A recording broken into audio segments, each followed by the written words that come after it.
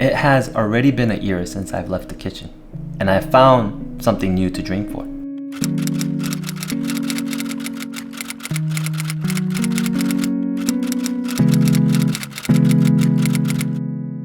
안녕하세요, 아미요입니다. 오늘 지금 이 영상 녹화하는 날이 제가 주방을 떠난 지 정확히 1년 되는 날입니다.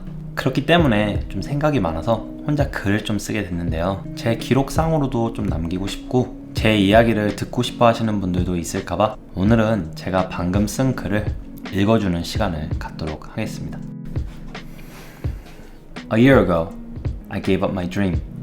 When I was in college, I found my passion for cooking. It started when I was living alone off campus cooking at home. Adding different ingredients together and getting a finished product was insanely satisfying. That is, when I realized I wanted to cook for a living and be called a chef in the future. Probably all pre-med students, which I was one of, volunteered at a hospital or at a lab during their summer vacations. But I took culinary courses instead. I traveled to South Africa to stage or to work as an unpaid intern at one of the best restaurants in the world, just out of curiosity of what it was like, how it was different than what I was cooking at home.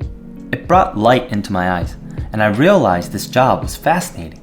My parents stopped talking to me after my sophomore year when I told them I wanted to cook. They had high hopes for me.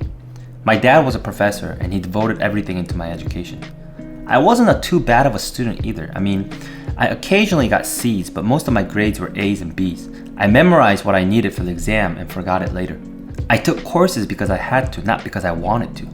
It was just part of being a student. When I told my parents I wanted to cook, they really didn't like my idea. But I knew that if I wanted to become the best at something, I had to do what I loved, and that was cooking. My parents and I came to an agreement that if I graduated, I could do whatever I pleased. I immediately started studying to graduate my program early.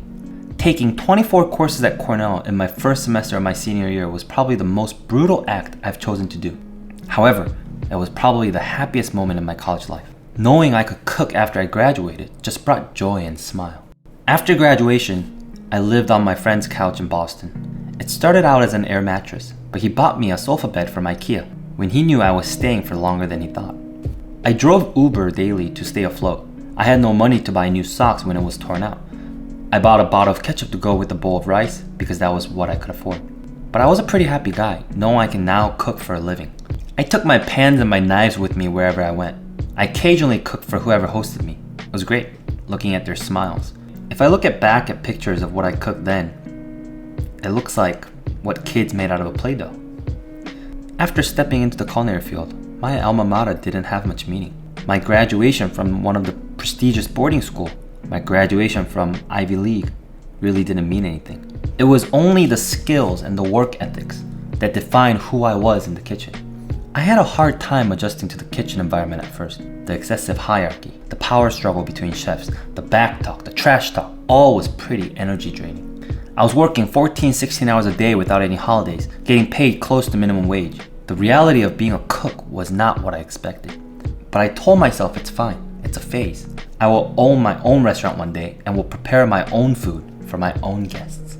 However, I had a condition. It was called plantar fasciitis. Well, it's now called plantar fasciosis.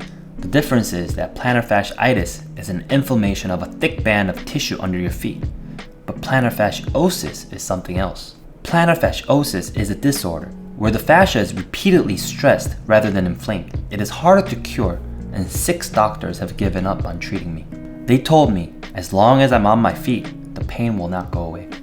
Plantar fasciitis is known to disappear for most people after several months. However, I've been suffering it from since 2013. After working in the kitchen for months after my last doctor visit, I decided to stop chasing what I've dreamed for the last 7 years.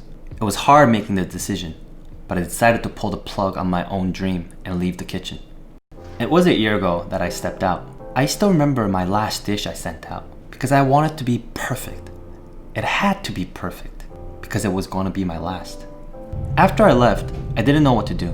It felt weird not going to work. Every day was the same. Walking my dog, grabbing a cup of coffee, sitting in front of a computer waiting for time to pass by. A month just passed like that. Then I decided to try something new. Just like most of the people in San Francisco, I decided to give a shot at becoming a software engineer. I studied day and night trying to learn Ruby and JavaScript. In 3 months, I was able to build a full stack project. I was able to build a game just using JavaScript and HTML, but my days were pretty null. It was just like back in college, studying for what I didn't have a passion for. I didn't feel the joy like when I started cooking. However, when I was studying to become a software engineer, a miracle happened. My friends have always told me to start a YouTube channel due to my active personality and the way I teach and explain what I know. I declined every time because I had no knowledge of cameras or editing. But after 6 friends recommended me to start YouTube, I decided to give it a shot.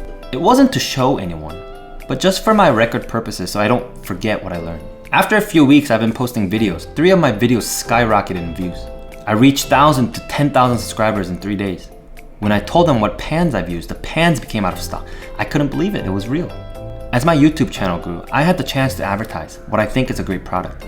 I had the chance to work with one of the biggest companies in Korea, Emart, to teach the mass public how to cook the steak the right way.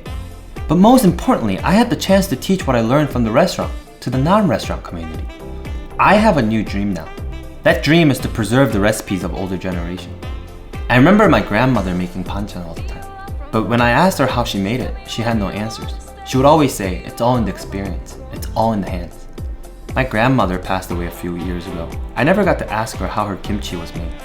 When I was a little kid, I remember her sitting on a small chair in front of a red tub just rubbing away the kimchi paste onto the napa cabbages. I passed by asking if I could have a bite. It was probably the best kimchi I've had. When my grandmother passed away, I suddenly feared that when all the elder generation pass away, who's going to feed the upcoming generation the traditional Korean meal? Everyone is going to be eating half-cooked meal packets out of the factory. The true food culture will be gone. Korea is a very fast-paced community, and the food is a direct reflection. Small family-owned restaurants are going out of business because they can't keep up with the trend. And the trend is an empire of restaurants developed by big companies. Its focus is not on the food, but more on the interiors or the vibe for posting on Instagram. Also, even if people don't dine out, working long hours at a job means they don't have the time to cook a proper meal at home. No time to cook a proper meal means either delivery or food that could be made quickly. The time to cook a proper meal is diminishing, and so is the related effort.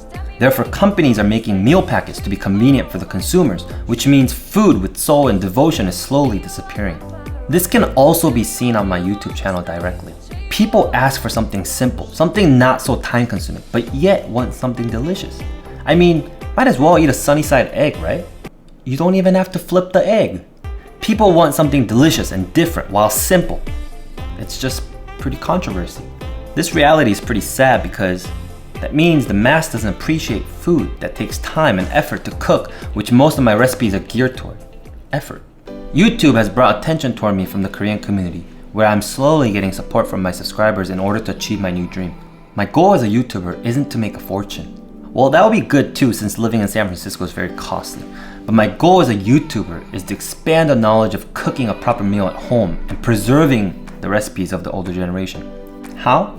When the Korean community can realize who I am, who Amiyo is later, as my channel grows, I want to travel around Korea and ask people, could you share your recipe with me along with your story so I can publish it as a book? I would assume the probability of them giving their hard-worked recipe to a stranger versus a well-known person would be different. If they don't have a scaled-out recipe, I would help them so it could be recorded. The person I would interview doesn't need to be famous or have the best recipe in Korea, but rather I would publish a book writing a story about how they lived, how the recipes were developed, what it means to them. After the book is finished, I would have, 50, 100 of the people who have devoted their time in preserving the Korean food culture so the generation behind me can read about it. It has already been a year since I've left the kitchen.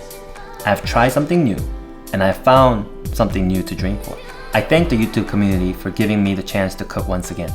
It's been a joyful year after leaving the kitchen, and I kind of like what I'm doing now. Thank you.